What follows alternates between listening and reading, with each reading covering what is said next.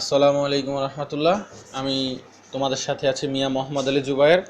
আমার college Dhaka sir Salimullah medical college, এবং আমাদের আজকের টপিক হচ্ছে জীববিজ্ঞান দ্বিতীয় পত্রের চ্যাপ্টার 11-এর পার্ট 4, অর্থাৎ এটা হচ্ছে আমাদের এই অধ্যায়ের লাস্ট ভিডিও। এখানে আমরা কি করব, বিবর্তনের সম্পূর্ণটা শেষ করব ইনশাল্লাহ। চলো আমরা শুরু করি। তো এই যে বিবর্তন বা অভিব্যক্তি, এটাকে কি বলা হয়? ইভলিউশন। তো বিবর্তনের ধারণা নিয়ে আমরা আলোচনা করি। প্রথম যে ধারণাটাকে বলা হয় বিবর্তনের, তো এটাকে বলা হয় জৈব বিবর্তনবাদ বা the theory of organic evolution. এটা কিভাবে আসছে? ধারণা করা হয় যে অনেক বছর পূর্বে মেঘের বজ্রপাত, বিভিন্ন কিছু জ্বলন্ত অগ্নিপিণ্ড বিশেষের ক্ষেত্রে কি গঠিত হয়, আকস্মিকভাবে প্রোটোপ্লাজমের উদ্ভব ঘটে, এবং এই প্রোটোপ্লাজম থেকে ধীরে ধীরে মিউটেশন ঘটতে ঘটতে বহুকোষী যে প্রাণী এবং উদ্ভিদ এবং প্রাণীতে পরিণত হয়। তো এটাকেই বলা হচ্ছে জৈব বিবর্তনবাদ। তো আমরা এখন দেখি বিবর্তন বিষয়টা কি।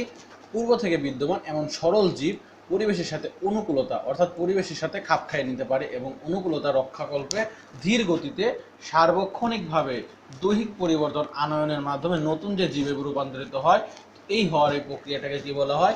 জৈব বিবর্তন বা অভিব্যক্তি, অর্থাৎ অর্গানিক ইভলিউশন বলে। তো এই ইভলিউশন শব্দটি কোথা থেকে এসেছে? ইভলভেরি। এটা তোমাদের বইতে দেওয়া নেই, কিন্তু ইভলভেরি শব্দটি প্রথম কে বলেন? এটা বলেন হাওয়ার্ড স্পেন্সার। ইভলভেরি শব্দটি প্রথম কে আবিষ্কার করেন? Howard Spencer. এর অর্থ হচ্ছে বিকশিত হওয়া এবং ধীরে ধীরে উন্মুক্ত হওয়া। তো এরপরে আমরা আসি একটি গুরুত্বপূর্ণ এমসিকিউ, যেটা সবাই ভুল করে। তো এম্পেডোক্লিসকে কি বলা হয়? বিবর্তনের জনক। বিবর্তনের জনক কে তাহলে? এম্পেডোক্লিস। অনেকেই কিন্তু ভুল করে আমরা ডারউইনের নামটাকে দাগিয়ে দিয়ে আসি। তো আমাদের যখন এমসিকিউটা থাকে তখন কিন্তু আমরা অনেকেই এটা ভুল করি, বিবর্তনের জনক হিসেবে কাকে দিয়ে আসি? ডারউইনকে। কিন্তু আমাদের কিন্তু অবশ্যই মনে রাখতে হবে বিবর্তনের জনককে। বিবর্তনের জনক কিন্তু এম্পেডোক্লিস। তো এরপরে দেখো ডেমোক্রিটাস, তিনি বিভিন্ন তত্ত্ব দেন এবং অ্যারিস্টটলও তত্ত্ব দিয়ে থাকেন। তো এরপরে আমরা আসি বিবর্তনের ধাপ। তো বিবর্তনের ধাপে আসার আগে আরো একবার তোমাদেরকে মনে করিয়ে দেই, এম্পেডোক্লিসকে কিন্তু বলা হয় বিবর্তনের জনক। আর আর আমরা যার কথা বলি সবসময়, আমরা সকলে যেটা ভুল করে যেটা অ্যান্সার দেয়, সেটা কিন্তু ডারউইন। ডারউইনকে কিন্তু বিবর্তনের জনক বলা হয় না, ডারউইনকে বলা হয় বিবর্তনবাদের জনক। অর্থাৎ বিবর্তনের জনক এম্পেডোক্লিস হলেও বিবর্তনবাদের যে জনক তিনি হচ্ছেন ডারউইন। তো চলো আমরা বিবর্তনের ধাপসমূহ দেখি। দেখো, একটি ধাপ হচ্ছে মাইক্রো বিবর্তন, এরপরে আছে ম্যাক্রো, এবং লাস্টে আছে মেগা। আমরা কি জানি? মাইক্রো শব্দের অর্থ ছোট এবং ম্যাক্রো শব্দের অর্থ বড়, কিন্তু মেগা শব্দের অর্থ ম্যাক্রোর থেকে বড়। মেগা শব্দের অর্থ অনেক বড় বোঝায়। তো এখন দেখো যে পরিব্যক্তি বা মিউটেশন ইত্যাদির ফলে জিন সংঘটিত পরিবর্তনগুলোর ফলে এই বিবর্তনটা ঘটে। এর ফলে বিভিন্ন জাত অথবা ভ্যারাইটি বা উপপ্রজাতি, দেখো ছোট পরিবর্তন হচ্ছে, মাইক্রো বিবর্তন ঘটছে। মাইক্রো শব্দের অর্থ ছোট এবং ম্যাক্রো শব্দের অর্থ কিন্তু বড়। তো এখানে দেখো বা উপপ্রজাতির ধাপ, অর্থাৎ এই ছোট ধাপটাকে অতিক্রম করে এরা কি করতেছে? প্রজাতি সৃষ্টি করতেছে। তো এটাকে কি বলা হয়? ম্যাক্রো বিবর্তন। আর মেগা শব্দের অর্থ সবচেয়ে বড় বা অনেক বড়।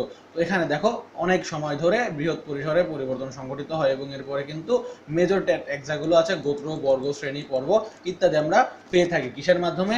মেগা বিবর্তন। তাহলে কিন্তু এগুলো এমসিকিউতে আসে যে উপপ্রজাতি কিসের মাধ্যমে পাওয়া যায়, প্রজাতি কিসের মাধ্যমে, এবং যে গোত্র, বর্ণ, শ্রেণী যেগুলো পাওয়া যায়, এগুলো কোন ধরনের বিবর্তনের মাধ্যমে পেয়ে থাকি। তাহলে বিবর্তনের তিনটি ধাপ কিন্তু আমরা খুব সহজেই বুঝে গেলাম।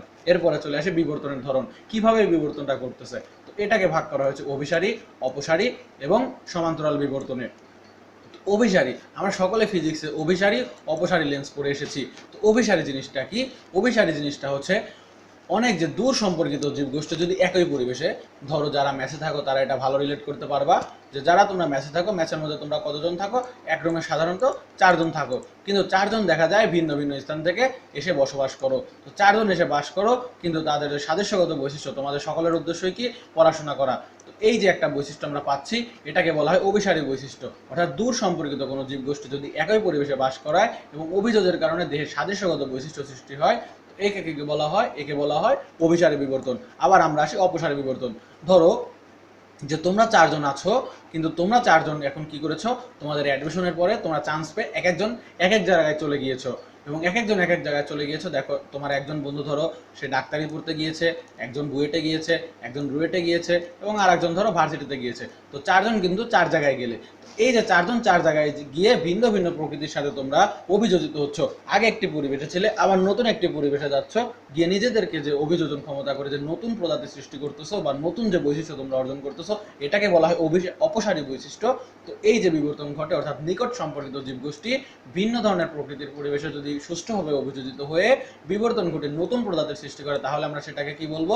তাহলে আমরা সেটাকে বলবো অপসারী বিবর্তন। তাহলে অভিসারী এবং অপসারী সকলের মধ্যে কিন্তু এই দুটার মধ্যে ঝামেলা হয়। তো আমি আশা করি এই উদাহরণটার পরে তোমাদের আর এটা ঝামেলা থাকবে না। তো এরপরে আমরা যেটা আসতেছি সমান্তরাল। সমান্তরাল বা প্যারালাল বলতে আমরা কি বুঝি? দুটি যদি এমন লাইন থাকে তাহলে এই দুটো লাইনকে আমরা কি বলতে পারি? সমান্তরাল। তো এখন দেখো, দুটি ভিন্ন প্রজাতির জীবগোষ্ঠী যদি দুটি দূরবর্তী কিন্তু একই পরিবেশে বসবাস অভিযোজনের মাধ্যমে, ধরো যে দুটি ভিন্ন প্রজাতির জীবগোষ্ঠী রয়েছে, তারা দুটা ভিন্ন পরিবেশ কিন্তু ভিন্ন স্থান কিন্তু একই পরিবেশ, দুটা স্থানে ধরো গ্রীষ্ম বা দুটি স্থানে ধরো শীতের স্থানে রয়েছে।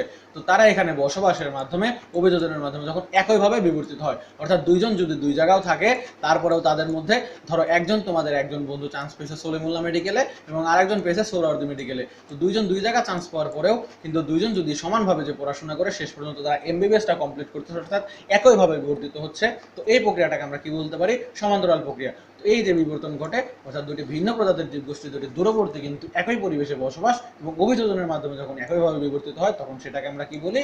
সমান্তরাল বিবর্তন। এখন দেখো, আমাদের কিছু বিজ্ঞানীরা বিবর্তনের যে মতবাদ দিয়েছেন সেগুলো সম্পর্কে আমাদের অবশ্যই জানতে হবে। এগুলো এমসিকিউর জন্য 5 স্টার টপিক। এমসিকিউতে কিন্তু প্রায় এগুলো আসতে দেখা যায়।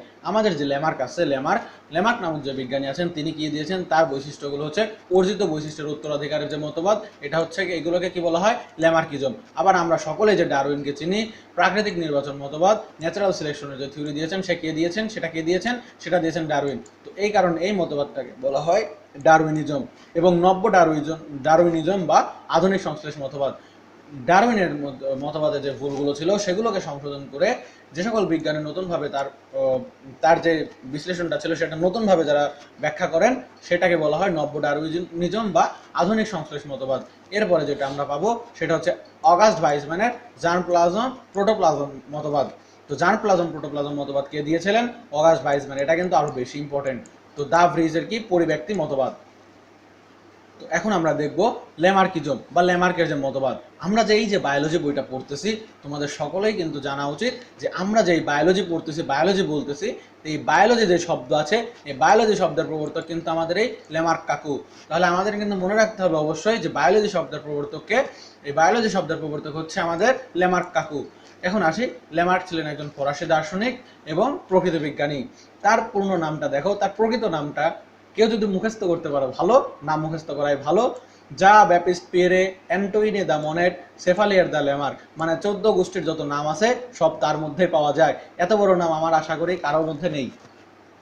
তো তার যেই নামটা সেটা মুখস্থ করতে গেলে আমাদের দাঁত ভেঙে যাবে। এরপরে আসি, তিনি কিন্তু প্রথমে কি ছিলেন? আর্মি ছিলেন। কিন্তু আর্মি থাকার পরে তার মনে হলো না, আমি আর এখানে থাকবো না, তো আমি এখন উদ্ভিদ বিজ্ঞানী হয়ে যাব। এভাবে তার ইচ্ছার চেঞ্জ করে তিনি উদ্ভিদ বিজ্ঞানের জীবনটা শুরু করেন এবং সে কি বায়োলজি শব্দের প্রবর্তক হয়ে যান। এবং প্রাণী জগৎকে আমরা এই যে ফার্স্ট চ্যাপ্টারে পড়ে এসেছি, নটগডের উপর ভিত্তি করে আমরা মেরুদণ্ডী এবং অমেরুদণ্ডী, যাদের মেরুদণ্ডে উপস্থিত থাকে তাদেরকে বলি মেরুদণ্ডী প্রাণী, এবং যাদের মেরুদণ্ডে উপস্থিত থাকে না তাদেরকে আমরা কি বলি? অমেরুদণ্ডী প্রাণী। তো এই প্রাণী জগৎকে কিন্তু মেরুদণ্ডী এবং অমেরুদণ্ডী এই দুই ভাগে ভাগ করেছিলেন কে? এই দুই ভাগে ভাগ করেছিলেন আমাদের ল্যামার্ক কাকু।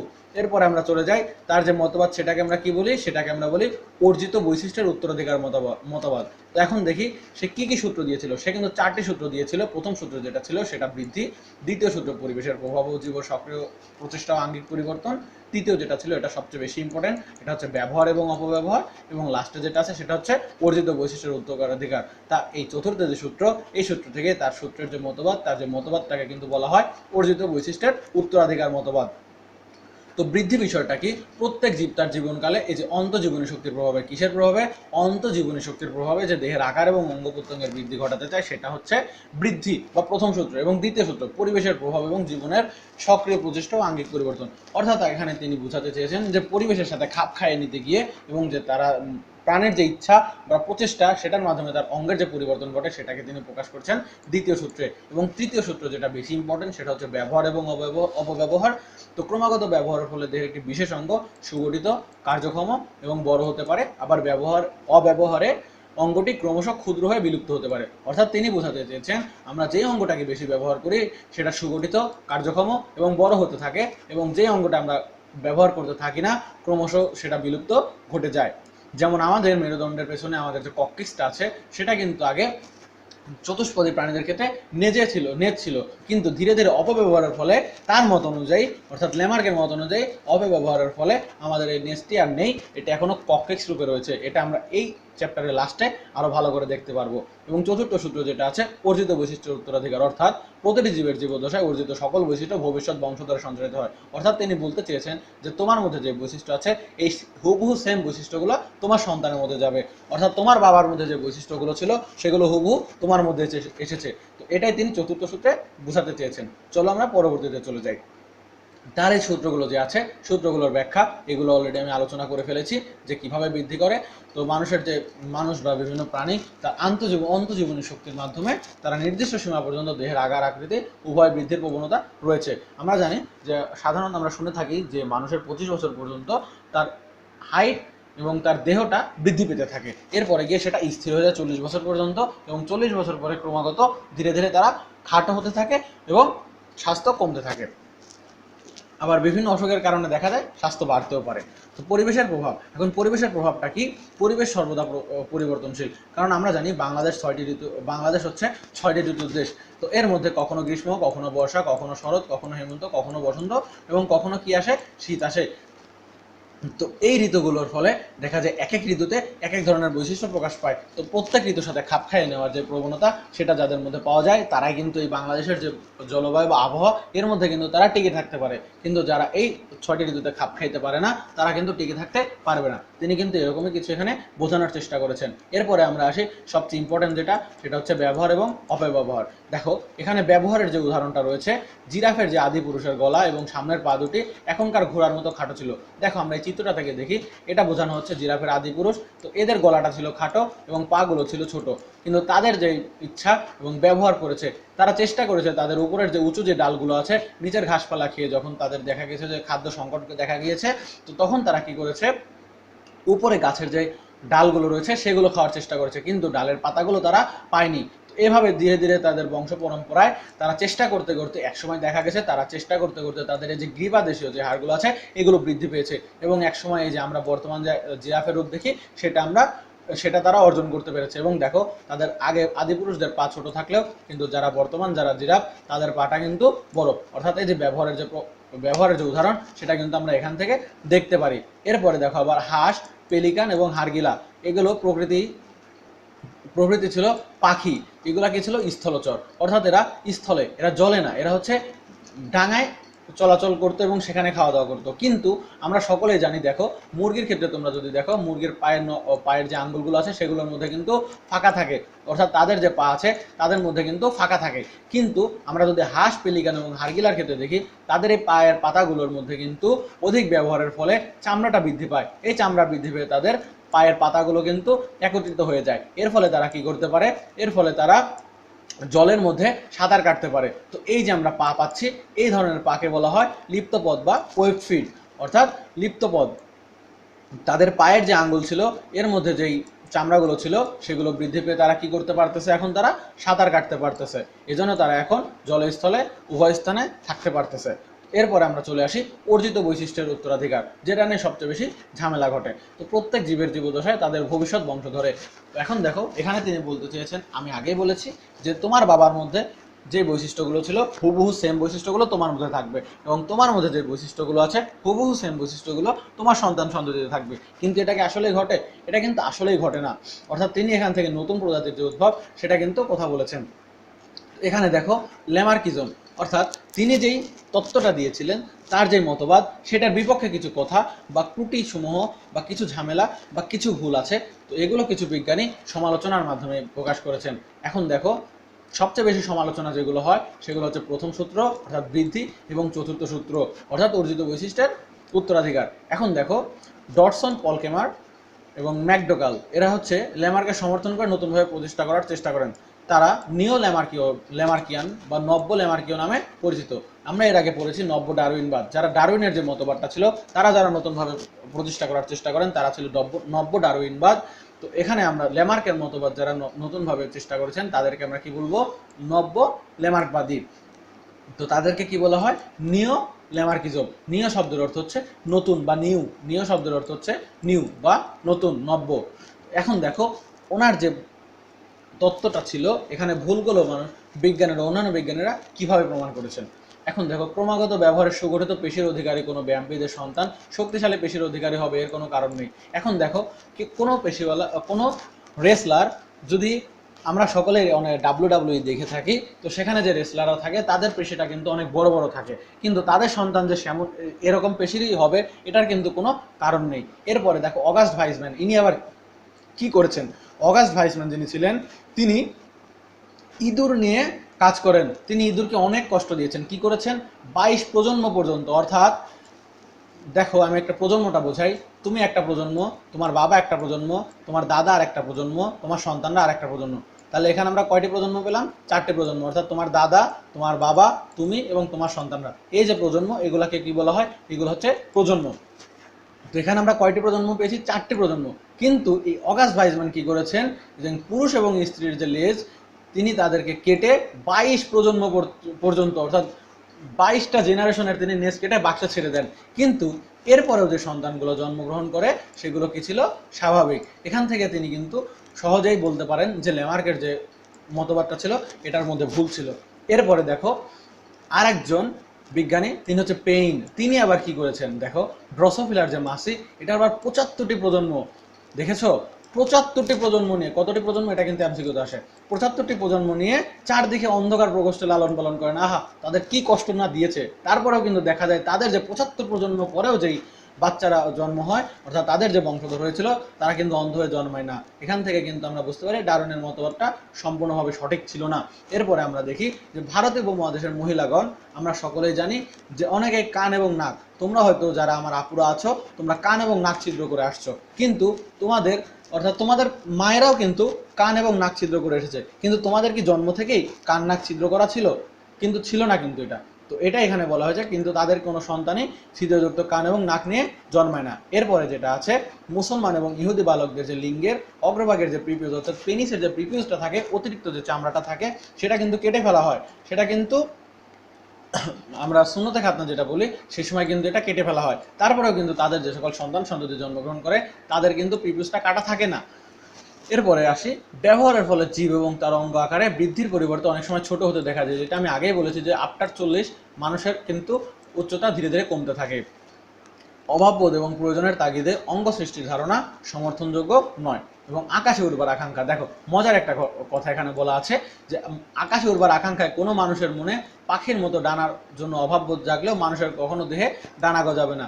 যেটা তিনি আমাদেরকে বলেছিলেন যে আমরা যদি চেষ্টা করি, যে ব্যবহার অব্যবহারের যে প্রথম উদাহরণটা তিনি দিয়েছিলেন জিরাফের, যে তিনি জিরাফগুলো ব্যবহার করতে করতে করতে করতে তাদের গ্রীবাটাকে অনেক বড় করে ফেলেছে। কিন্তু মানুষের তো কত দিনকার স্বপ্ন যে সে আকাশে উঠবে, কিন্তু মানুষ চাইলেই কি আকাশে উঠতে পারে? তারা তো অনেক আগে থেকে এই স্বপ্নটা লালন পালন করছে যে আমি আকাশে উড়ি, কিন্তু তারা কিন্তু উঠতে পারতেছে না। এ থেকে আমরা কি বুঝি, ল্যামার্কের মতবাদটা কিন্তু সত্য ছিল না, অর্থাৎ এর মধ্যে অবশ্যই ত্রুটি ছিল। তো এখন দেখো, যে সকল পরিবর্তনে জনন কোষের পরিবর্তন হয়, পরিবর্তনের জন্য দায়ী সেগুলো শুধুমাত্র পরিবর্তনজনিত যে অর্জিত বৈশিষ্ট্য বংশানুক্রমে সঞ্চারিত হয়। এটা কিন্তু আমরা এই চ্যাপ্টারের যে তৃতীয় যে ভিডিওটা ছিল সেখানে আমরা দেখতে পেরেছি যে যদি কোনো প্রকার জনন কোষে অর্থাৎ গ্যামেটের মধ্যে যদি কোনো প্রকার সেক্স লিঙ্ক ডিসঅর্ডার বা কোনো প্রকার অসুস্থতা থাকে, তাহলে সেটা কিন্তু তার পরবর্তী সন্তান সন্ততিতে প্রবাহিত হয়। এখানে আমরা এই কারণে বলা হয়েছে যে যেটা শুধুমাত্র জনন কোষের পরিবর্তনের জন্য দায়ী সেগুলোর শুধুমাত্র অর্জিত বৈশিষ্ট্যের বংশানুক্রমে কি হবে, সঞ্চারিত হবে, কিন্তু দৈহিক যে পরিবর্তনগুলো ঘটে বা দৈহিক যে বৈশিষ্ট্যগুলো আছে সেগুলো কিন্তু পরবর্তী কোনো সন্তান সন্ততিতে প্রকাশিত হবে না। এবং উপসংহারটা দেখো যে ল্যামার্কের মতবাদ অবৈজ্ঞানিক এবং গ্রহণযোগ্য না। এটা কিন্তু আমরা এই উপরের যে উদাহরণগুলো দেখলাম এগুলো দেখে আমরা আগেই জানি যে অবৈজ্ঞানিক এবং গ্রহণযোগ্য না। এটা না হলেও দেখো ল্যামার্কে কিন্তু প্রথম নতুন প্রজাতির উৎপত্তিতে পরিবেশ এবং বিবর্তনের পারস্পরিক যে সম্পর্কটা আছে সেটা তিনি অনুধাবন করতে পারেন এবং তিনি বিবর্তনবাদের প্রথম পথ প্রদর্শক।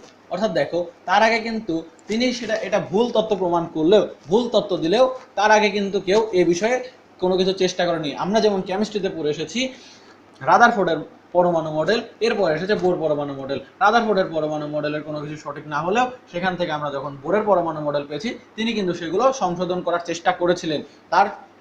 তার যে মতবাদটা ছিল বোরের যে পরমাণু মডেল সেখানেও কিন্তু কিছু ত্রুটি লক্ষ্য করা গিয়েছে। তো তেমনি আমাদের যে ল্যামার্ক কাকু তিনি কিন্তু প্রথমেই চেষ্টা করেছিলেন এই যে বিবর্তনবাদের বিষয়টাকে। এজন্য বিবর্তনবাদের প্রথম পথ প্রদর্শককে যদি কখনো প্রশ্নে আসে তখন কিন্তু আমাদের অবশ্যই অ্যান্সার করতে হবে ল্যামার্ক। এরপরে আমরা চলে আসি সবচেয়ে পরিচিত, সবচেয়ে আলোচিত, বহুল আলোচিত টপিক, সেটা হচ্ছে ডারউইনিজম বা প্রাকৃতিক নির্বাচন মতবাদ। তো চার্লস রবার্ট ডারউইন তিনি কে ছিলেন? তিনিও কিন্তু একজন চার্চে কর্মরত ছিলেন। তিনি ছিলেন খ্রিস্টানদের যে ফাদার থাকে তিনি ছিলেন সেই চার্চের ফাদার। কিন্তু সে হঠাৎ করে তার মনে হইল যে আমি একটু প্রকৃতিটাকে ভ্রমণ করে আসি। তো সেই ভ্রমণ করতে গিয়ে তিনি এই দেখো যে HMS বিগল তার যে জাহাজ, এই জাহাজে তিনি দক্ষিণ আটলান্টিক ও প্রশান্ত মহাসাগরে যে জরিপ দল থাকে তাদের সাথে ইংল্যান্ডের ডেভেনপোর্ট থেকে যাত্রা শুরু করেন। কবে যাত্রা শুরু করেন? 1831 সালের 27শে ডিসেম্বর। এতটা ইম্পর্টেন্ট না, তারপরে MCQতে একবার আসতে দেখা গিয়েছে। তো যাত্রা শুরু করেন এবং সুদীর্ঘ 5 বছর তিনি এই যাত্রা করে বিভিন্ন অঞ্চল, বিভিন্ন সমুদ্র ভ্রমণ করে বিভিন্ন জীবাশ্ম, খনিজ পদার্থ এবং পাথর সংগ্রহ করেন এবং সেগুলো সংগ্রহ করে 20 বছর পরে তিনি একটি বই রচনা করেন। যে বইটার নাম কি? সেই বইটার নাম হচ্ছে origin of species by means of natural selection. এটা কত সালে তিনি প্রকাশ করেন? এটা তিনি প্রকাশ করেন 1859 সালে। তো তার এই যে মতবাদ সেটাকে কি বলা হয়? প্রাকৃতিক নির্বাচন মতবাদ বা থিওরি অফ ন্যাচারাল সিলেকশন বা ডারউইনিজম। যেহেতু ডারউইন করেছেন এই জন্য এটা ডারউইনিজম। যদি আমি আবিষ্কার করতাম তাহলে এটার নাম কিন্তু হতো মোহাম্মদিজম। তো এরপরে আসি যে আধুনিক চিন্তা জগতের অন্যতম মহান স্থপতিকে কে বলা হয়েছে? Charles Robert Darwin. এখন তোমরা বলতে পারো যে ইনি নাকি ছিলেন চার্লসের ফাদার, কিন্তু তিনি সবচেয়ে বড় পরিচিত কি হয়ে গেলেন? সবচেয়ে বড় নাস্তিক। তিনি কি বলেছেন যে বানর থেকে নাকি মানুষের উদ্ভব ঘটে। এটা কখনোই সম্ভব না। এটা আমরা শুধুমাত্র পড়ার জন্য পড়ব, কিন্তু এটা কখনোই আমরা বিশ্বাস করব না। বিশ্বাস করলে কিন্তু তোমার ঈমান নষ্ট হয়ে যাবে। তো এই জন্যই এই টপিকটা শুধু আমরা যখন পড়ব শুধুমাত্র পরীক্ষায় পাশ করার জন্যই পড়ব, এছাড়া কোনো কিছু আমরা এটা মনে রাখবো না। শুধু পরীক্ষায় যতটুকু লাগে ততটুকুই, এবং কখনো কিন্তু এটা বিশ্বাস করা যাবে না। বিশ্বাস করলে কিন্তু তোমারও ঈমান নষ্ট হয়ে যাবে। তো এরপরে আমি আসি যে এই যে তিনি যে বইটা রচনা করেন on the origin of species by means of natural selection, এটা কিন্তু তোমরা সকলেই অবশ্যই বানান সহ মনে রাখবা, কারণ অনেক সময় ক নাম্বারে আসতে দেখা যায় যে টিচাররা দিয়ে রাখেন যে রবার্ট চার্লস ডারউইন যেই বইটা লিখেছেন তো সেটার নাম কি। তখন কিন্তু তোমাদের এই সম্পূর্ণটা বানান সহ স্পেলিংগুলো ভালোভাবে লিখতে হবে। তো তারই সমসাময়িক আরেকজন আছেন আলফ্রেড রাসেল ওয়ালেস, এবং তিনিও এই ডারউইনের যে মতবাদ, এই মতবাদের অনুরূপ একটি ধারণা প্রকাশ করেন। এই জন্য এই ডারউইনের যে মতবাদ, এই ডারউইনবাদকে কি বলা হয়? ডারউইন ওয়ালেস মতবাদ। এই কারণে দেখো ডারউইনও প্রকাশ করেছেন এবং আরও একজন বিজ্ঞানী আলফ্রেড রাসেল ওয়ালেস যিনি ছিলেন তিনিও কিন্তু এই অনুরূপ কাছাকাছি ধারণা প্রকাশ করেন। এই কারণে এই মতবাদ যেহেতু দুজনে প্রদান করেন এজন্য এটাকে কি বলা হয়? ডারউইন ওয়ালেস মতবাদ। তো এরপরে দেখো 1882 সালে 19 এপ্রিল 73 বছর বয়সে ডারউইন মারা যান। এখানে আরেকটি ইম্পর্টেন্ট কোশ্চেন আছে যে ওয়েস্টমিনিস্টার এবিতে বিজ্ঞানী আইজ্যাক নিউটনের কবরের পাশে কিন্তু তাকে সমাহিত করা হয়। দেখো তাকে কতটা মর্যাদা দেওয়া হয়েছিল চার্লস ডারউইনকে আইজ্যাক নিউটনের কবরের পাশে, কারণ তিনি যখন এই পুস্তকটি লেখেন, অর্থাৎ তিনি যখন এই মতবাদটি দেন তখন সকলেই সেই মতবাদটি বিশ্বাস করে নিয়েছিল এবং সকলের কাছে গ্রহণযোগ্য হয়। তিনি কিন্তু অনেক সম্মানের পাত্র হয়ে যান। এই কারণে তাকে কি করা হয়? আইজ্যাক নিউটনের কবরের পাশে সমাহিত করা হয়। এরপরে আমরা আসি ডারউইন বা ডারউইনিজম। তো তিনি আসলে কি মতবাদটা প্রকাশ করেছিলেন বা তার এই বইতে আসলে কি লিখেছিলেন সেটা আমরা এখন দেখব। তো তো এই মতামতের যে ভিত্তি আছে, ভিত্তি কয়টি? ভিত্তি দুটি। এক হচ্ছে জীবজগতের কতগুলো বাস্তব ঘটনা পর্যবেক্ষণ, এবং দুই হচ্ছে এই বাস্তব ঘটনাগুলির ফলাফল প্রকাশ। অর্থাৎ তিনি বাস্তব ঘটনাগুলো কি করেছেন? পর্যবেক্ষণ করেছেন, এবং এই বাস্তব ঘটনা পর্যবেক্ষণ করে যে ফলাফল পেয়েছেন সেই ফলাফলগুলো তিনি প্রকাশ করেছেন। এই দুইটি ভিত্তিকে মূল ধরে তিনি ডারউইনের যে বিবর্তনবাদ করেন, এটাকে কয়টা ভাগে ভাগ করা হয়? 6টি ধাপে ভাগ করা হয়ে থাকে। এই ধাপগুলো কি কি?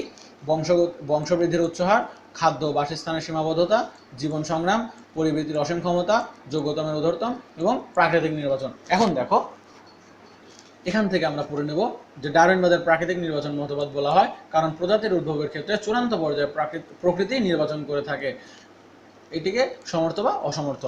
এরপরে আমরা আসি, দেখো এই যে 6টা, এটা কিন্তু আসলে একটা লাইফ সার্কেলের সাথে মিলে যায়। এখন দেখো কিভাবে লাইফ সার্কেলের সাথে মিলে যায়। যদি আমরা লাস্টটা থেকে আসি, ধরো কেউ প্রাকৃতিকভাবে নির্বাচিত হয়ে গেছে, অর্থাৎ যে প্রাকৃতিকভাবে নির্বাচিত হয়ে পরিবেশে খাপ খাইয়ে নিয়েছে, এখন সে কি করবে? সে বংশবৃদ্ধি করবে। এখন বংশবৃদ্ধি করতে করতে এত বেশি বংশবৃদ্ধি করে ফেলবে যে খাদ্য এবং বাসস্থানের সীমাবদ্ধতা দেখা যাবে। ধরো এখানে একটা জায়গা আছে, এই জায়গার মধ্যে ধরো 2 জন আছে প্রথমে, তো এদের যে পরিমাণ খাদ্য এবং বাসস্থানের দরকার, কিন্তু এখানে যদি জনসংখ্যা আরও বাড়তে থাকে তাহলে কিন্তু এদের খাদ্য এবং বাসস্থানের পরিমাণ বৃদ্ধি পাবে। তো এই বৃদ্ধি পাওয়ার কারণে একসময় সীমাবদ্ধতা দেখা যাবে। এই সীমাবদ্ধতার পরে কি হবে? তো দেখো, এটা আমাদের ধারাবাহিকভাবে মনে রাখতে হবে, মনে রাখতে আমাদের লেখা সহজ হবে। তো দেখো, খাদ্য এবং বাসস্থানের যে সীমাবদ্ধতা হবে, এরপরে এরা কী করবে? এদের মধ্যে যে জীবন সংগ্রাম শুরু হয়ে যাবে। খাদ্য এবং বাসস্থানের যে অপ্রাপ্ততা আছে সেটাকে পূরণ করার জন্য তাদের মধ্যে একটা জীবন সংগ্রাম শুরু হয়ে যাবে। এই জীবন সংগ্রামে যাদের দেখা যাবে পরিবৃত্তির অসীম ক্ষমতা আছে, যারা বেশি পাওয়ারফুল, তারাই কিন্তু খাদ্য সংগ্রহ করে খেতে পারবে এবং বাসস্থানের মধ্যে অবস্থান করতে পারবে। এখন দেখো, আরেকটা কথা বলা আছে, যোগ্যতমের ঊর্ধ্বতন। তো এখানে যারা অযোগ্য হবে, অর্থাৎ যারা খাদ্য এবং বাসস্থানের অভাবে যারা অভাব বোধ করবে এবং যারা খাদ্যের যোগান করতে পারবে না, তারা কিন্তু মৃত্যুবরণ করবে। এরপরে কি হবে? যোগ্যতমের যে ঊর্ধ্বতন, অর্থাৎ অযোগ্যরা কিন্তু অলরেডি শেষ হয়ে যাবে বা মারা যাবে, কিন্তু যারা যোগ্য শুধু তারাই বেঁচে থাকবে। এরপর থেকে যারা যোগ্য, তাদের মধ্যে থেকে যে প্রাকৃতিক নির্বাচন, তাদের মধ্যে যে ন্যাচারাল সিলেকশন ঘটবে। তো এটাকে কি বলা হয়? নতুন প্রজাতির উৎপত্তি, যোগ্যতমের জয় এবং জীবন সংগ্রাম। আমরা যদি এইভাবে বিষয়টা মনে রাখতে পারি তাহলে কিন্তু অনেক সহজভাবে আমরা 6টি ধাপ বুঝতে পারবো। তো দেখো, এই যে সার্ভাইভাল অফ দ্য ফিটেস্ট, এটা অনেক ইম্পর্টেন্ট। এটা আমাদের কত নাম্বার ধাপ? 5 নাম্বার ধাপ। এর ফলে কি সিদ্ধান্ত আসে? নতুন প্রজাতির উৎপত্তি। এখন দেখো, এই যে মতবাদ আছে, এই মতবাদের হালকা করে ব্যাখ্যা দেওয়া আছে এখানে। তো বংশবৃদ্ধির উৎস হার দেখো, প্রাণী নির্বিশেষে কিভাবে জ্যামিতিক হারে কিন্তু বংশবৃদ্ধির প্রবণতা দেখা যায়। অর্থাৎ জ্যামিতিক হারটা কি বোঝায়? প্রথমে যদি 1 থাকে, 1 থেকে যদি 2টা হয়, 2টা থেকে পরবর্তীতে কয়টা হবে? 4টা হবে। 4টা থেকে পরবর্তীতে কয়টা হবে? 8টা হবে। 8টা থেকে পরবর্তীতে কয়টা হবে? 16টা হবে। এই যে হারটা পাচ্ছি, এটাকে কিন্তু বলা হয় জ্যামিতিক হার। তো এখন দেখো, উদাহরণ একটা দেওয়া আছে যে একটি স্যামন মাছ এক ঋতুতেই 2,80,00,000 কতগুলো? 2,80,00,000 ডিম পারে। কিন্তু সমস্ত ডিম যদি পূর্ণাঙ্গ প্রাণীতে পরিণত হতো তাহলে, এবং অনুরূপভাবে যদি ডিম পারত, তাহলে পৃথিবীর জলভাগ কয়েক বছরের মধ্যেই কেবল একটি প্রজাতির প্রাণীতেই ভরে যেত। কিন্তু দেখা যায় যে এদের যে ডিম এরা পারে, তো সেই ডিমের মধ্যে কিছু ডিম নষ্ট হচ্ছে, অন্যান্য যে প্রাণী আছে, বড় যে প্রাণীগুলো আছে, বড় মাছ আছে, তারা কিন্তু এগুলো খেয়ে ফেলছে। তো এর কারণে দেখা যায় নির্দিষ্ট অল্প কিছু সংখ্যক সন্তান পরবর্তীতে হতে পারতেছে। তো এরপরে দেখো, আহার বা বাসস্থানের সীমাবদ্ধতা। তো সীমাবদ্ধতা তো হবেই, একটি নির্দিষ্ট স্থানে স্থান তো নির্দিষ্ট, এর মধ্যে খাবার উৎপাদনের ক্ষমতাও নির্দিষ্ট এবং বাসস্থানের স্থানও নির্দিষ্ট। তো এখানে যদি জনসংখ্যা বেড়ে যায় তাহলে কিন্তু অবশ্যই সীমাবদ্ধতা দেখা যাবে বা অভাব দেখা যাবে। তো এখানে দেখো যে জীবন সংগ্রাম, এই সীমাবদ্ধতার পরে তারা কি করতে শুরু করে? জীবন সংগ্রাম করতে শুরু করে। দেখো, এদের খাদ্য এবং বাসস্থানের যখন অভাব ঘটে তখনই কিন্তু তাদের একটু ঝামেলা হয়ে যায়। তখন তাদেরকে খাদ্যের পেছনে ছুটতে হয়, নতুন করে খাদ্য উৎপাদন করতে হয়। তো খাদ্যের অভাবের কারণে অনেকে কিন্তু মারা যায় এবং এই কারণে কিন্তু অনেকের অস্তিত্ব বিলীন হয়ে যায়। এরপরে আমরা দেখি, এই যে জীবন সংগ্রাম বলা হয়েছে, জীবন সংগ্রামকে আবার 3 ভাগে ভাগ করা হয়। একটা হচ্ছে অন্তঃপ্রজাতিক সংগ্রাম, এরপরে আছে আন্তঃপ্রজাতিক সংগ্রাম এবং পরিবেশগত সংগ্রাম। এখন দেখো, আমাদের যেটা ঝামেলা লাগে, যেটার মধ্যে কনফিউজ সৃষ্টি হয়, সেটা হচ্ছে অন্ত এবং আন্ত। এখানে আছে অন্ত এবং পরবর্তীতে কি আছে? আন্ত। এটা আমরা কিভাবে মনে রাখতে পারি? এখন অন্ত, আমরা যারা স্কুল বা কলেজে বিভিন্ন বিতর্ক প্রতিযোগিতা বা সায়েন্স অলিম্পিয়াডে গিয়েছি, তো আমাদের যখন নিজের স্কুলের মধ্যে যখন কখনো, বা স্কুল বা কলেজের মধ্যে, নিজ কলেজ বা স্কুলের মধ্যে যখন কোনো প্রতিযোগিতা হতো, তখন কিন্তু সেটাকে আমরা বলতাম অন্ত স্কুল প্রতিযোগিতা। কিন্তু যখন দেখতা যে তোমার শহরের বা তোমার জেলার বিভিন্ন স্কুল বা বিভিন্ন কলেজ মিলে যখন কোনো প্রতিযোগিতা ঘটে, তখন কিন্তু সেটাকে বলা হয় আন্ত আন্ত কলেজ আন্ত স্কুল প্রতিযোগিতা। আবার আরেকটা বিষয় দেখো, আমরা যে ক্রিকেট ম্যাচ দেখি, সকলে হয়তো দেখে থাকবা, ক্রিকেট ম্যাচ যখন খেলা হয় বিভিন্ন দেশের মধ্যে কি খেলা হয়, ইন্টারন্যাশনাল ইন্টারন্যাশনাল ইন্টারন্যাশনাল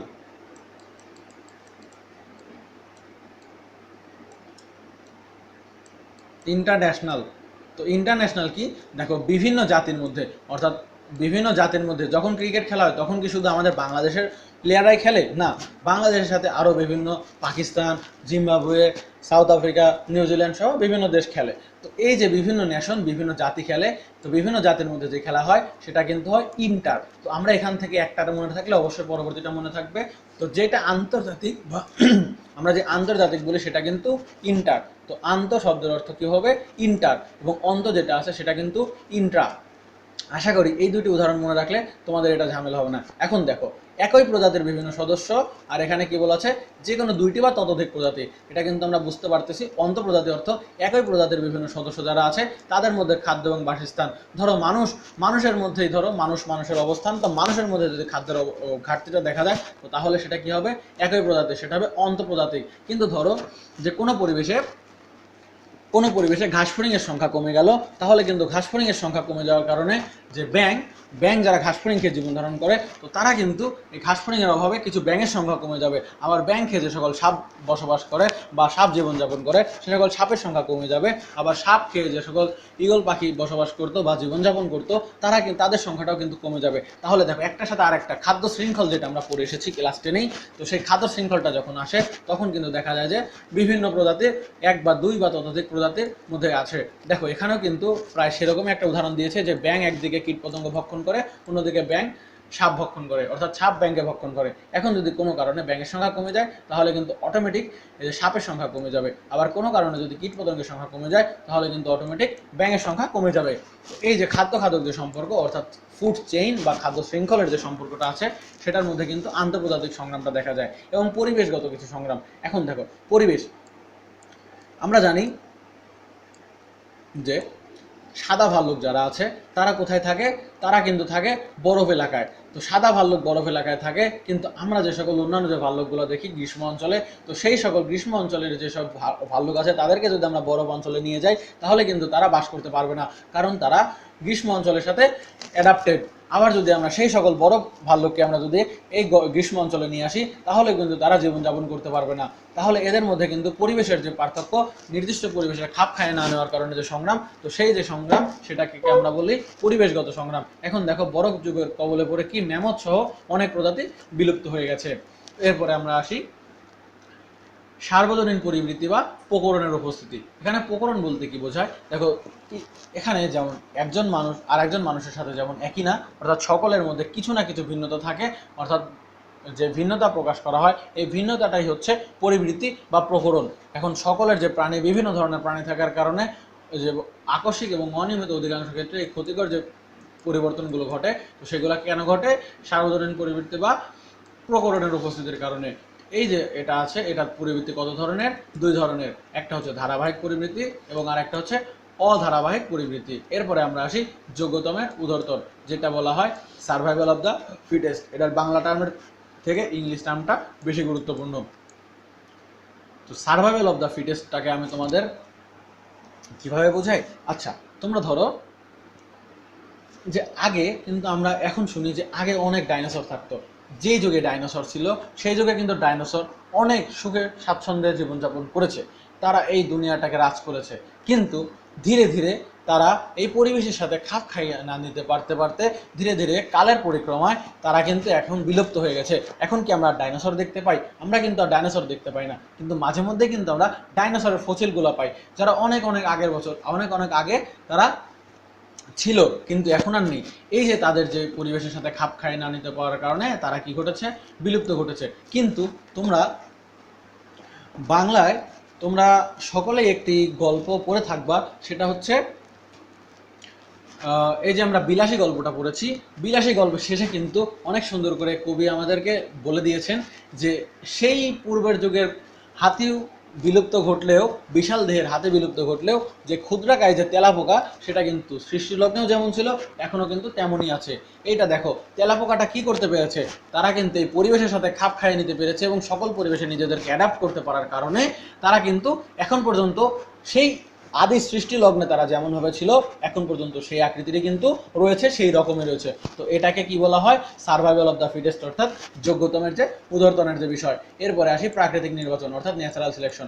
অনেক সময় দেখা যায় যে প্রকৃতিতে যেটা যে নতুন নতুন প্রজাতি সৃষ্টি হয়, তো সেইগুলো প্রকৃতি নির্বাচিত করে। কিভাবে প্রকৃতি নির্বাচন করে, তো প্রকৃতিতে দেখা যায়, যদি দেখো যে খরা মৌসুমে যে সকল খরা প্রতিরোধী যে সকল উদ্ভিদ আছে সে সকল উদ্ভিদই শুধুমাত্র টিকে থাকতে পারে, কিন্তু যারা খরা প্রতিরোধী নয় তারা কিন্তু টিকে থাকতে পারে না। তো এখানে প্রকৃতি যেভাবে নির্বাচন করে দেয় সেটাকে আমরা কি বলবো, প্রাকৃতিক নির্বাচন।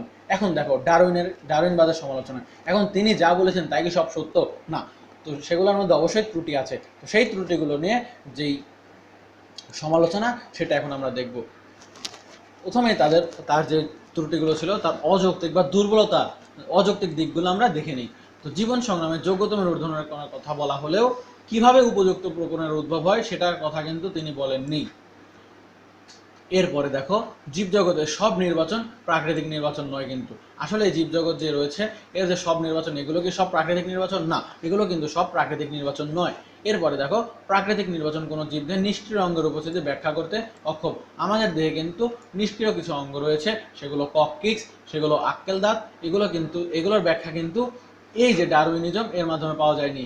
ডারউইন যে কোনো ধরনের প্রকরণ বা পরিবৃত্তিকে বংশগত বলে মনে করতেন, কিন্তু আমরা জানি কেবল জনন কোষ, এটা কিন্তু আমরা ল্যামার্কি জনমে দেখে এসেছি যে জনন কোষের সংগঠিত প্রকরণগুলোই শুধুমাত্র বংশানুসরণযোগ্য। এরপরে যেটা বলা হয়েছে যে একই প্রজাতির বিভিন্ন সদস্যের মধ্যে যে পার্থক্য দেখা যায় তার ভিত্তিতে নতুন প্রজাতির সৃষ্টির সম্ভাবনা খুবই কম, যেটা এখানে উল্লেখ করা নেই। তার সবকিছু কি ভুল বলেছেন, কিছু তো সত্য বলেছেন। এখন দেখো কি বলেছেন, যৌক্তিক দিক বা সফলতাগুলো। ডারউইনের যে মূল বক্তব্য, যেমন বংশবৃদ্ধির উচ্চ হার, জীবন সংজ্ঞা, এগুলো তো অনেকাংশেই বাস্তব, তাই না? এগুলো তো আমরা বাস্তব উদাহরণ দিয়ে শিখলাম, তাহলে অনেকাংশে এগুলো বাস্তব। এরপরে বিবর্তনের ব্যাখ্যা প্রসঙ্গে আজ পর্যন্ত যেসব প্রমাণ পাওয়া গেছে তার মধ্যে ডারউইনবাদটা সমর্থক, কারণ এদের কিছু বাস্তব ব্যাপার রয়েছে, এই জন্য এটা বেশিরভাগই সর্বজনগ্রাহ্য। এরপরে অতীতের অনেক বিশাল দেহী জীব জীবন সংগ্রামে ব্যর্থ হয়ে প্রকৃতি থেকে বিলুপ্ত হয়ে গেছে, যেমন আমরা ডাইনোসরের কথাটা বলেছি। এরপরে অভিযোজনে ব্যর্থ বহু প্রাণী এবং উদ্ভিদের বিলুপ্তি ডারউইনবাদকে সমর্থন যোগায়। হ্যাঁ, সমর্থন যোগালো, দু একটা কথা তো মিলবেই, তাই না? প্রকৃতির সাথে যেহেতু মিলে গেছে। তো প্রকৃতিতে একই প্রজাতির দুটি জীব হুবহু একরূপ নয় এবং এটি প্রকৃতিতে প্রকরণের উপস্থিতির প্রমাণ করে। তো মিউটেশন তো ঘটবেই, এটা এখানে বলা হয়েছে। এরপর আমরা দেখি নব্য ডারউইনবাদ বা নিও ডারউইনিজম। তো নিও ডারউইনিজমটা কি, এই যে ডারউইনের যে দুর্বলতা দিকগুলো রয়েছে এই দুর্বল দিক বা অযৌক্তিক দিকগুলোকে চেঞ্জ করে, অর্থাৎ এগুলোকে সংশোধন করে অগাস্ট ভাইসম্যান ও তার কিছু অনুগামী, কিছু ফ্যান ফলোয়ার থাকে না, আমরা সকলেই জানি যে ফ্যান ফলোয়ার থাকে সকলের, কেউ সাকিব খানের ফ্যান, কেউ শাহরুখ খানের ফ্যান। তো এরকম আমাদের ডারউইনেরও কিছু ফ্যান ছিল, তারা কি করছে, তা এই যে ভুল তথ্য সেগুলোকে সংশোধন করার চেষ্টা করেছে। তো এই যারা আছে, প্রধান ছিল অগাস্ট ভাইসম্যান এবং তার যে সকল অনুগামীরা আছে সেই ফ্যান ফলোয়াররা মিলে কি করেছে, নব্য ডারউইনবাদটা দিয়েছেন। তো এখানে দেখো, এই যে আমরা অধ্যায়ের প্রথমে অর্থাৎ এই যে লেকচার এটার প্রথমেই কিন্তু পড়ে এসেছি যে অগাস্ট ভাইসম্যান কি দিয়েছেন, জার্মপ্লাজম, সোমাটোপ্লাজম যে তত্ত্ব রয়েছে সেটা কিন্তু কে দিয়েছেন, সেটা দিয়েছেন অগাস্ট ভাইসম্যান। জার্মপ্লাজম, সোমাটোপ্লাজম এই মতবাদটা কে দিয়েছেন, অগাস্ট ভাইসম্যান। তো এখানে কি বলেন যে যে জীবের জননাঙ্গে অবস্থিত জনন কোষ থাকে তাকে সেটাগুলো কি, সেটা হচ্ছে জার্মপ্লাজম, আর দেহের অবশিষ্ট কোষে থাকে কি, সোমাটোপ্লাজম। তো এরপরে আমরা চলে আসি যে নব্য ডারউইনবাদের মধ্যে অগাস্ট ভাইসম্যান ছাড়াও আর কে কে ফ্যান ফলোয়ার ছিল, হাক্সলে, স্পেন্সার, জর্ডান, গ্রে, হেকেল। তো এরপরে আমরা চলে আসি যে প্রাকৃতিক নির্বাচন ঘটে পপুলেশন পর্যায়ে। তারা এই যে নব্য ডারউইনবাদটা দিয়েছেন, অর্থাৎ ডারউইনের যে তথ্যগুলো তিনি সংশোধন করেছেন। তো কি কি সংশোধন করেছেন, তারা বলেছেন যে প্রাকৃতিক নির্বাচনটা ঘটে শুধুমাত্র পপুলেশন পর্যায়ে, এরপরে অভিযোজনের কারণ একাধিক ঘটতে পারে। এগুলোর মধ্যে প্রাকৃতিক নির্বাচনটা অন্যতম। অর্থাৎ ডারউইন কিন্তু শুধুমাত্র প্রাকৃতিক নির্বাচনটাকে অর্থাৎ ন্যাচারাল সিলেকশনটাকে মেন বলেছিলেন, কিন্তু তারা যখন সংশোধন করে দিয়েছেন তারা কি বলেছেন, অভিযোজনের কারণ একাধিক অর্থাৎ অনেক কারণের মধ্যেও প্রাকৃতিক নির্বাচনটা অন্যতম। কিছুটা সত্যতা প্রকাশ পেয়েছে। এরপরে আসে প্রাকৃতিক নির্বাচন ঘটে জীবের জার্ম প্লাজম স্তরে। আর জার্ম প্লাজমের সংঘটিত পরিবর্তনই বংশগতি লাভে কি হয়, সমর্থিত হয়। অর্থাৎ জনন কোষের যে বৈশিষ্ট্যগুলো, যে পরিবর্তনগুলো ঘটে সেগুলো কি ঘটে, বংশগতি পরম্পরায় প্রবাহিত হতে থাকে। এরপরে আসে জার্ম প্লাজম তত্ত্বের আলোকে কেবল জননাঙ্গ অর্থাৎ গোনাড থেকে জনন কোষে জেনেটিক বস্তু স্থানান্তরিত হয়। এবং এই মতবাদ প্রকরণের ব্যাখ্যায় বলা হয় যে জনন কোষে অভ্যন্তরীণ উদ্দীপনার ফলে পরিবর্তিত বংশধরে প্রকরণের উদ্ভব ঘটে এবং এর ফলে কি হয়, নতুন প্রজাতির সৃষ্টি হয়। তো এরপরে দেখো ল্যামার্ক এবং ডারউইনের যে মতবাদ, এটা অনেক সময় দেখা যায় সিকিউর খ নাম্বারে টিচাররা দিয়ে থাকেন, তো এটা কিন্তু আসতে পারে, সকলেই দেখে রাখবা। এবং ল্যামার্ক এবং ডারউইনের যে পার্থক্য দেখো, মতবাদের নাম, এটাকে কি বলা হয়, অর্জিত বৈশিষ্ট্যের, এবং এটাকে কি প্রাকৃতিক নির্বাচন মতবাদ। কোনটা প্রবর্তন কাল কত, এটা এই দেখো, এটা কিন্তু মেডিকেল 17-18 সালে আসলেও এটা কিন্তু ডিইউতে অর্থাৎ ঢাকা ইউনিভার্সিটিতে 2বার আসতে দেখা গেছে। যে ল্যামার্কের যে লিখিত যে গ্রন্থ, সেই গ্রন্থটার নাম কি, সেটা হচ্ছে ফিলোসফিক জুলজি। এবং অরিজিন এই ডারউইনের যে লিখিত যে এটা, সেটা কি origin of species by means of natural selection. এরপরে মূল প্রতিপাদ্য বিষয়গুলো আমরা এতক্ষণে দেখেছি। এবং বৈশিষ্ট্য সৃষ্টির মূল কারণ দেখো, ইনি বলেছেন প্রচেষ্টা, ব্যবহার এবং অপব্যবহার, কিন্তু একই বলেছেন প্রকরণ। এবং মতবাদের ধরন, এটা একটা যান্ত্রিক মতবাদ ছিল এবং এটা কি ছিল, একটা বৈজ্ঞানিক প্রমাণ করা মতবাদ। এবং জীবনের বেঁচে থাকা, যে জীবের যে বেঁচে থাকা, প্রকৃতির সাথে খাপ খায় জীব বেঁচে থাকে কেবল জীবন সংগ্রামে জয়ী, অর্থাৎ সার্ভাইভাল অফ দ্য ফিটেস্টের কথা বলা হয়েছে। এখন দেখো, আমরা কিন্তু দেখে এসেছি যে ল্যামার্কের যে গ্রহণযোগ্যতা সেটা কিন্তু কম, অর্থাৎ অনির্ধারিত এবং পরিত্যক্ত। কিন্তু ডারউইনের মতবাদটা নাস্তিকের কথা হলেও এটা অধিক সমাদৃত এবং গ্রহণযোগ্য। এরপরে চলে আসি যে বিবর্তনের সপক্ষে যে প্রমাণ। আমরা কিন্তু এখন দেখো, এই যে বিবর্তন যে বলা হয়েছে, বিবর্তন সম্পর্কে আমরা এত পড়াশোনা করতেছি, তো এর সপক্ষে বিজ্ঞানীরা কিছু প্রমাণ উদ্ভাবন করেছেন। তো প্রমাণগুলো আমরা বিভিন্নভাবে দেখি। তুলনামূলক শারীরিক স্থান, দেখো এটা কিন্তু আমরা চ্যাপ্টার 1-এ অলরেডি পড়ে এসেছি যে মাছের যে হৃৎপিণ্ড আছে সেখানে একটি ভেন্ট্রিকল এবং একটি অ্যাট্রিয়াম থাকে, অর্থাৎ এখানে দুইটি প্রকোষ্ঠ। হৃৎপিণ্ড কয় প্রকোষ্ঠ, 2 প্রকোষ্ঠ। আবার উভচর যে সকল প্রাণী আছে তাদের 2টি অ্যাট্রিয়াম এবং একটি ভেন্ট্রিকল থাকে, অর্থাৎ এদের কয়টি প্রকোষ্ঠ, 3টি প্রকোষ্ঠ। আবার সরীসৃপের ক্ষেত্রে যেটা আমরা দেখি, সরীসৃপের ক্ষেত্রে 2টি অ্যাট্রিয়াম এবং 2টি ভেন্ট্রিকল থাকলেও ভেন্ট্রিকল দুটি কিন্তু অসম্পূর্ণভাবে 4 প্রকোষ্ঠ, অর্থাৎ এই ভেন্ট্রিকলটা কিন্তু সম্পূর্ণ নয়। কিন্তু আমরা কিন্তু চ্যাপ্টার 1-এ একটি ব্যতিক্রম পড়ে এসেছিলাম যে কোন সরীসৃপ প্রাণীর 4 প্রকোষ্ঠ বিশিষ্ট হৃৎপিণ্ড দেখা যায়। অবশ্যই আমাকে কমেন্ট বক্সে জানিয়ে দিয়ে যাবা। এরপরে দেখো, পাখি এবং স্তন্যপায়ী যারা আছে তাদের হৃৎপিণ্ড কিন্তু সম্পূর্ণভাবে 4 প্রকোষ্ঠ, অর্থাৎ 2টি ভেন্ট্রিকল এবং 2টি অ্যাট্রিয়াম থাকে, এটা এখানে বলা হয়েছে। তো এরপরে দেখি মেরুদণ্ডী প্রাণীর যে মস্তিষ্ক। এই যে আমাদের মস্তিষ্কের দেখো, প্রথমে যে অগ্র মস্তিষ্ক থাকে সেটার অংশগুলো কি কি, সেরেব্রাম রয়েছে। এবং সেরেব্রামের যে অংশ দেখো, ধীরে ধীরে এই যে অস্থিময় মাছ যারা, এরপরে উভচর, সরীসৃপ, পাখি এবং স্তন্যপায়ী, এই যে সেরেব্রাম দেখা যাচ্ছে, এই সেরেব্রামটা দেখো, অস্থিময় মাছের সেরেব্রামটা কত ছোট, এবং উভচরে ধীরে ধীরে বৃদ্ধি পেয়েছে, এরপরে বৃদ্ধি পেয়েছে সরীসৃপে, পাখির আরেকটু বৃদ্ধি পেয়েছে, এবং যত দূরে আসা গিয়েছে, অর্থাৎ স্তন্যপায়ীর ক্ষেত্রে সবচেয়ে জটিল গঠন করেছে কি, সেরেব্রাম। এবং এরপরে সেরেবেলাম এবং মিডুলার যে অবস্থান সেটাও কিন্তু দেখা যায়। তো এই যে মস্তিষ্কের 5টা খণ্ড বিভক্ত, এগুলো কিন্তু আমরা দেখে নিলাম যে ধীরে ধীরে যে কাল পরিক্রমায় বিবর্তন ঘটেছে। তো এটা এখানে বোঝানো হয়েছে। অস্থিময় মাছের ক্ষেত্রে এটা সরল গঠনের থাকলেও স্তন্যপায়ী প্রাণীদের ক্ষেত্রে কিন্তু এগুলো অনেক জটিল আকার ধারণ করেছে এবং অনেক জটিল গঠন সৃষ্টি করেছে। তো এরপরে আমরা আসি 2টি ইম্পর্টেন্ট টার্ম, সেটা হচ্ছে সমসংস্থ এবং সমবৃত্তি অঙ্গ। এটার উদাহরণ অনেক সময় পরীক্ষা আসতে দেখা যায় এবং এটাই তোমরা পরীক্ষাতে কি করো, ভুল করে দিয়ে চলে আসো। তো এখন আমরা আসি সমস্ত। সম শব্দের অর্থ কি, এক, আমরা বুঝতেছি, এবং সমস্ত শব্দের অর্থ হচ্ছে স্থান, এটা অবশ্যই মনে রাখবা। সম শব্দের অর্থ হচ্ছে একই এবং সমস্ত শব্দের অর্থ হচ্ছে স্থান। তো আবার দেখো, সম শব্দের অর্থ একই এবং বৃত্তি, এই বৃত্তি বলতে মূলত কাজ বোঝানো হয়। কাজের একটা সমার্থক শব্দ হচ্ছে বৃত্তি। আমরা অনেকেই শুনে থাকি যে ভিক্ষা বৃত্তি, এই যে ভিক্ষাবৃত্তি, এটা কিন্তু ভিক্ষা যে কাজ, এইটাকে বোঝানো হয়। তো সেরকম এখানে সমবৃত্তি যেটাকে বোঝানো হয়েছে, এই বৃত্তিটা কিন্তু কাজেরই একটি সমার্থক শব্দ, এবং সমস্ত বলতে স্থান বোঝানো হয়েছে। এখন দেখো, তোমাদের জন্য সহজ হয়ে যাবে। যে সকল অঙ্গের উৎপত্তি এবং অভ্যন্তরীণ গঠনের ভিত্তি একই অর্থাৎ একই স্থান সেসব অঙ্গকে কি বলা হয় সমসমস্ত অঙ্গ। অর্থাৎ একই, এদের উৎপত্তি এবং অভ্যন্তরীণ গঠনের যে ভিত্তি আছে এটা কিন্তু একই, সেই সকল অঙ্গকে কি বলা হয় সমসমস্ত অঙ্গ। তো সমসমস্ত অঙ্গের যে উদাহরণগুলো আছে এটা কিন্তু প্রায়ই আসে পাখির ডানা, বাদুড়ের ডানা, তিমি বা সিলের ফ্লিপার, এরপরে যেটা আসে হচ্ছে ঘোড়া বা বিড়ালের অগ্রপদ এবং মানুষের হাত সমসমস্ত। দেখো এখানে হিউমেরাস, রেডিয়াস, আলনা, কার্পাল, মেটাকার্পাল, ফ্যালাঞ্জেস, এখানে আছে হিউমেরাস, রেডিয়াস, আলনা, কার্পাল, মেটাকার্পাল, ফ্যালাঞ্জেস। তো এগুলো কিন্তু গঠন এবং উৎপত্তির স্থান একই, এই কারণে এদেরকে কি বলা হয় সমসমস্ত অঙ্গ। এরপরে আমরা যেটা চলে যাব সেটা হচ্ছে সমবৃত্তি। এখন আমরা আগেই বলে এসেছি বৃত্তি শব্দের অর্থ কি, বৃত্তি শব্দের অর্থ কাজ বোঝায়। দেখো যে সকল অঙ্গ গঠনগত দিক থেকে আলাদা কিন্তু কিসের দিক থেকে, কাজের দিক থেকে একই। সম শব্দের অর্থ কি একই এবং বৃত্তি শব্দের অর্থ কি কাজ। তো কাজের দিক থেকে একই, সেগুলোকে কি বলা হয় সমবৃত্তি অঙ্গ। এখন দেখো বাদরের যে ডানা এবং পাখির যে ডানা এবং পতঙ্গের যে ডানা এগুলো কি একই রকম? এদের মধ্যে আমরা যেরকম আগে এখানে হিউমেরাস, রেডিয়াস, আলনা, কার্পাল, মেটাকার্পাল, ফ্যালাঞ্জেসগুলো একইভাবে পেয়েছিলাম সবগুলোর মধ্যে, যে মানুষের হাত, বিড়ালের সামনের পা, তিমির ফ্লিপার এবং বাদরের ডানার মধ্যে যে একই রকম পেয়েছিলাম, আমরা কিন্তু এই যে পাখাগুলো দেখতেছি বা ডানাগুলো দেখতেছি এর মধ্যে কিন্তু সেভাবে সবকিছু একইভাবে পাচ্ছি না। কিন্তু এই সকল যে ডানা আছে এই সকল ডানার কাজ কি, এগুলো এই সকল প্রাণীদেরকে উড়তে সাহায্য করে। তো এদের কাজটা কি, এদের কাজ কিন্তু একই, এদের গঠনগত দিক যদিও ভিন্ন কিন্তু এদের কাজ কি, সে সকল প্রাণীকে উড়তে সাহায্য করা। এই জন্য এদেরকে কি বলা হয় সমবৃত্তি অঙ্গ। সমবৃত্তি অঙ্গের উদাহরণ কিন্তু বারবার এমসিকিউতে আসতে দেখা যায়, পাখির ডানা এবং প্রজাপতির ডানা। তো এই সমবৃত্তি অঙ্গ এবং সমস্ত যে অঙ্গ আছে এগুলোর উদাহরণ 100% আমাদের মুখস্থ করতে হবে, এটা প্রায়ই এমসিকিউতে আসতে দেখা যায়।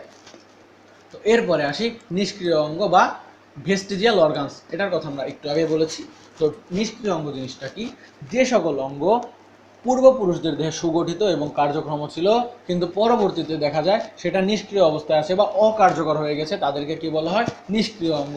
তো আমরা নিষ্ক্রিয় অঙ্গ কাকে বলে দেখি, বইতে কিভাবে বলা আছে, যে সকল অঙ্গ একসময় পূর্বপুরুষদের দেহে সুগঠিত এবং কার্যক্ষম ছিল কিন্তু পরবর্তী পুরুষদের দেহে গুরুত্বহীন, অগঠিত এবং অকার্যকর অবস্থায় রয়েছে তাদেরকে কি বলা হয় নিষ্ক্রিয় অঙ্গ। এটা কিন্তু ক নাম্বারে আসতে পারে যে নিষ্ক্রিয় অঙ্গ কাকে বলে বা নিষ্ক্রিয় অঙ্গের সংজ্ঞা দাও, তখন কিন্তু আমরা এটা লিখে দেব।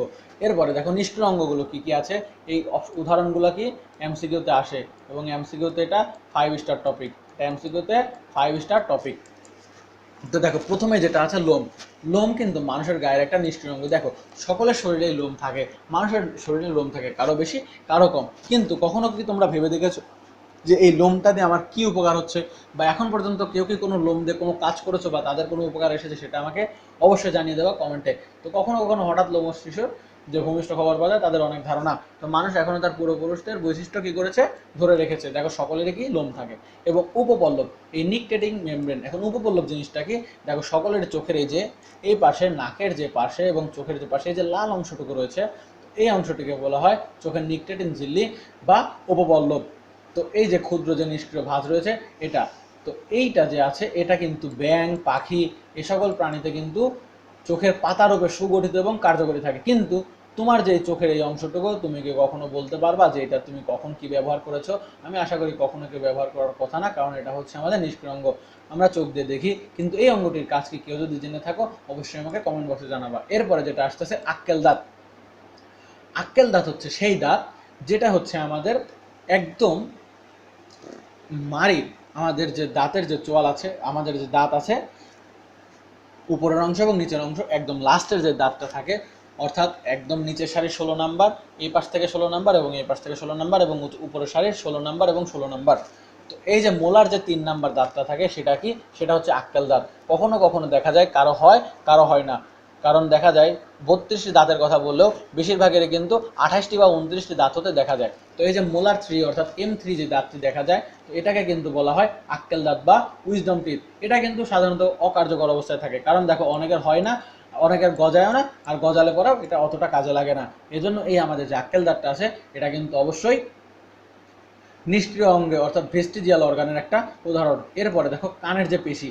এখন দেখো এখান থেকে কিন্তু একটা ইম্পর্টেন্ট এমসিকিউ আসে, স্যাররা কিভাবে পেঁচাবে। দেখো কানের পেশির কথা বলা আছে কিন্তু কানের কিন্তু অস্থি নয়, পেশি আর অস্থির মধ্যে যে পার্থক্য এটা কিন্তু বুঝতে হবে। পেশি শব্দের অর্থ হচ্ছে মাসল, অর্থাৎ আমাদের যে পেশিগুলো মাসলগুলো রয়েছে, মাংস বলি আমরা যেটাকে, সেটা হচ্ছে মাসল অর্থাৎ পেশি, এবং যে বোনস রয়েছে হাড্ডি রয়েছে সেগুলো কি, সেগুলো হচ্ছে যে কানের অস্থি।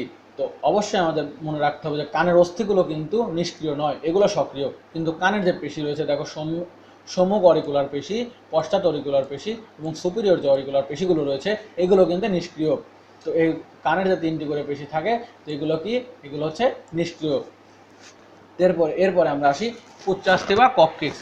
আমাদের ভার্টিব্রাল কলামের অর্থাৎ আমাদের যে মেরুদণ্ড আছে, মেরুদণ্ডের একদম প্রথমে যেটা আমরা জানি আমাদের কি থাকে, আমাদের গ্রীবাদেশীয় কশেরুকা থাকে, এরপরে থাকে বক্ষদেশীয় কশেরুকা, এরপরে আমরা কি পাই, এরপরে আমরা পাই কোটিদেশীয় কশেরুকা এবং লাস্টে আমরা কি পাই, লাস্টে আমরা পাই হচ্ছে স্যাক্রাম এবং এরপরে ককলিক্স। তো এই যে আমরা ককলিক্সটা পাই, এই ককলিক্সটা কিন্তু পূর্ববর্তী যে সকল বানর, শিম্পাঞ্জি, গরু এদের দেহে স্তন্যপ্রাণীদের কিসে, লেজে পরিণত হয়েছে। এই যে আমাদের দেখো স্যাক্রামের পরবর্তীতে কি থাকে, পুচ্ছাস্থি বা এটাকে কি বলা হয়, ককলিক্স। ককলিক্সের বাংলাটা কিন্তু পুচ্ছাস্থি।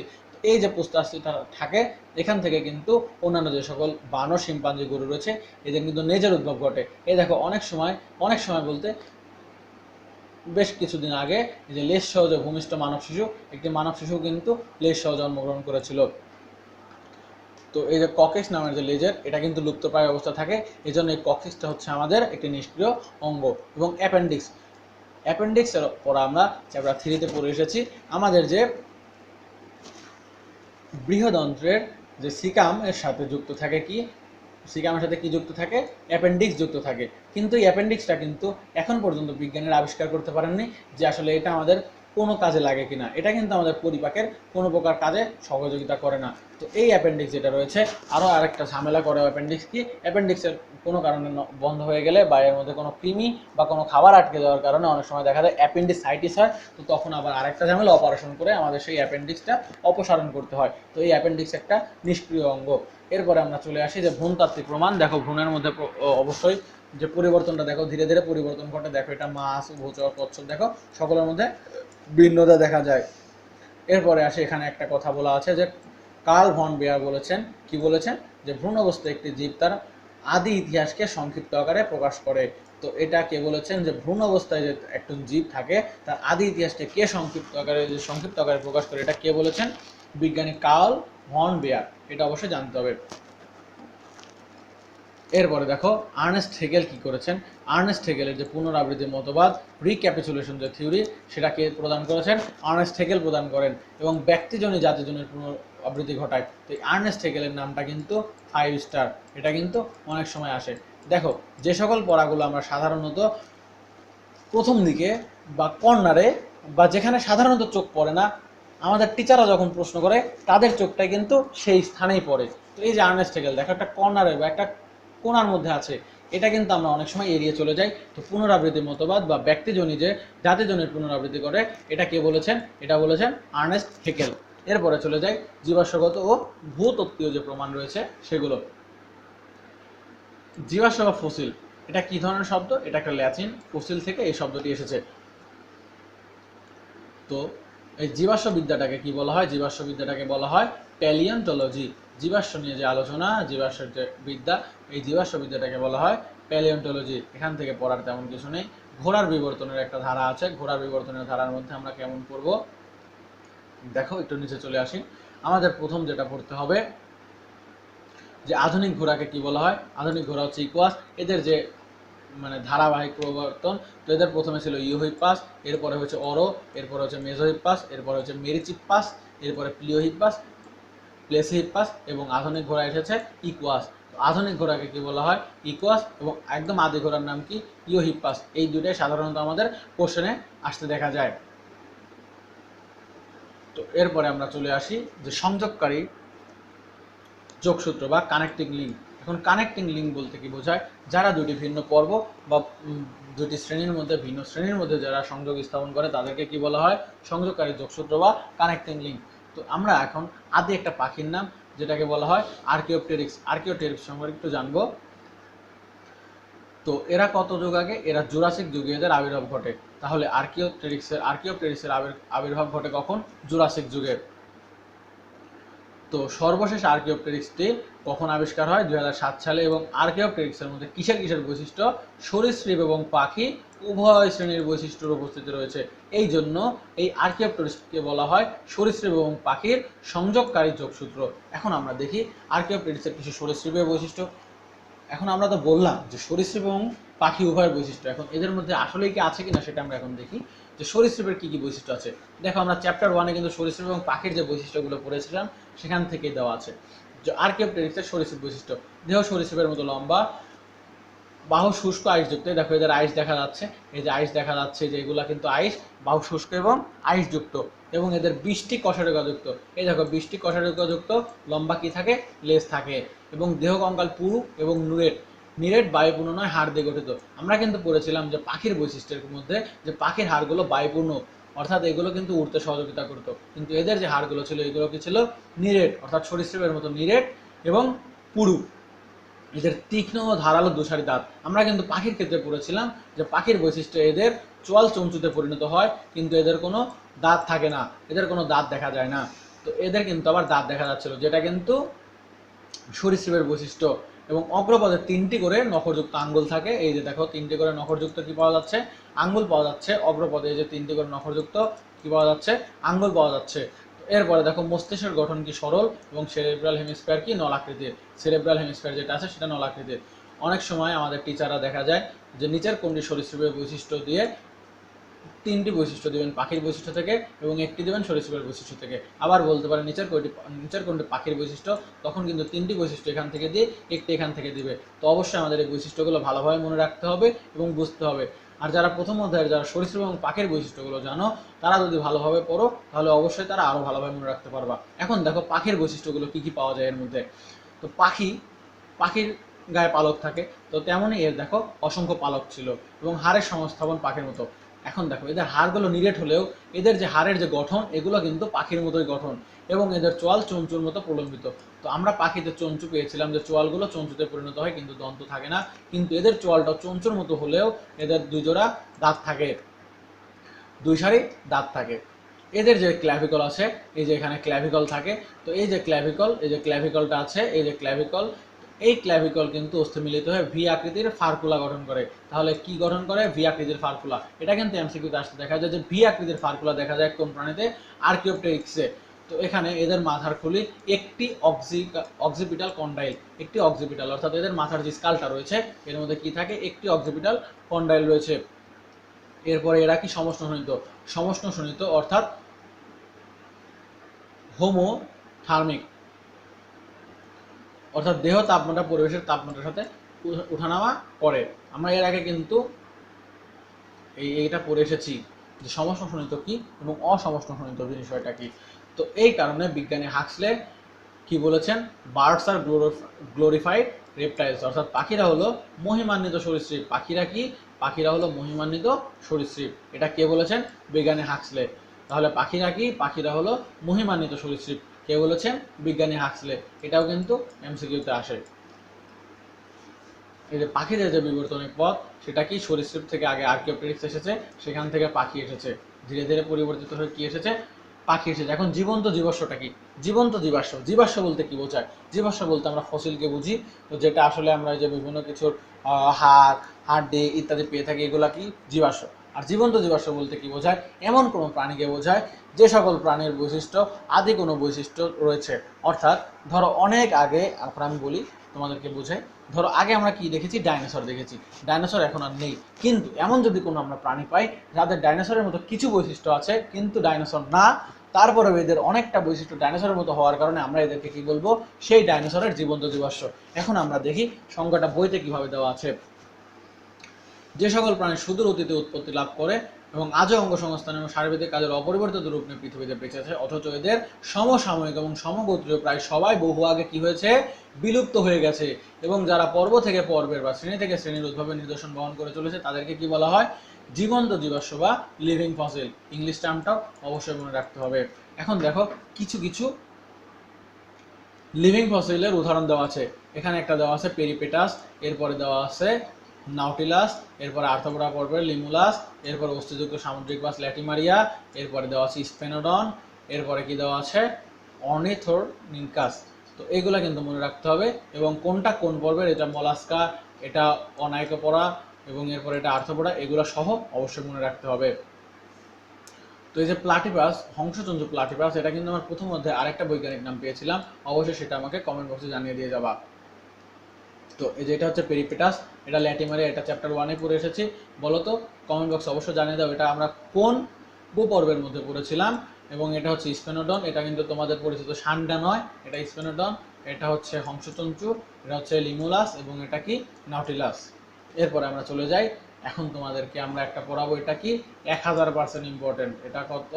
1000% ইম্পর্টেন্ট। কারণ অলরেডি দেখা গেছে এখান থেকে মেডিকেলে বা বিভিন্ন ভার্সিটিতে বেশ কয়েকবার প্রশ্ন আসতে দেখা গিয়েছে। তোমরা যদি কিছু নাও পড়ো, তারপরেও তোমাদের এই যে ভূতাত্ত্বিক কালক্রমের যে ছকটা রয়েছে এটা অবশ্যই পড়ে যেতে হবে। এখান থেকে কি পড়তে হবে? এরার নাম, সিনোজয়িক এরা এবং টারশিয়ারি যে পিরিয়ডগুলো আছে এগুলো পড়তে হবে, এবং ইপোক কত বছর এটা পড়ার দরকার নাই। এবং এই যে কোনটাকে কোন যুগ, স্তন্যপায়ীর যুগ কোনটি, স্তন্যপায়ীর যুগ কোনটিকে বলা হয়? সিনোজয়িককে স্তন্যপায়ীর যুগ বলা হয়।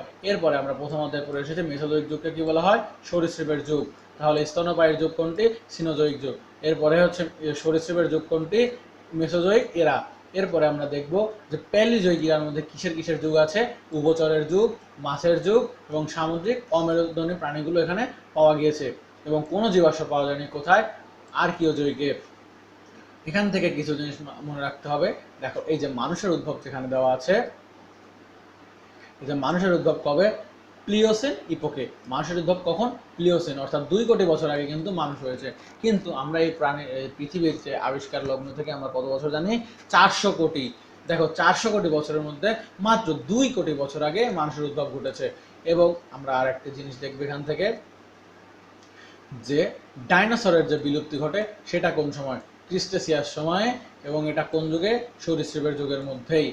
তো এই যে জুরাসিক যুগ, এখানে যে লাইনগুলো দেওয়া আছে, বোল্ড লাইনে দেওয়া আছে, এগুলো অবশ্যই আমাদের মনে রাখতে হবে। কোনটাকে কোন যুগ বলা হয়, কোন যুগের মধ্যে কি ঘটেছে, সেগুলো আমাদের অবশ্যই মনে রাখতে হবে। এখন দেখো মানুষের উদ্ভব প্লিওসিনে হলেও কিন্তু আধুনিক মানুষের উদ্ভব এবং সভ্যতার উদ্ভব ঘটে কখন?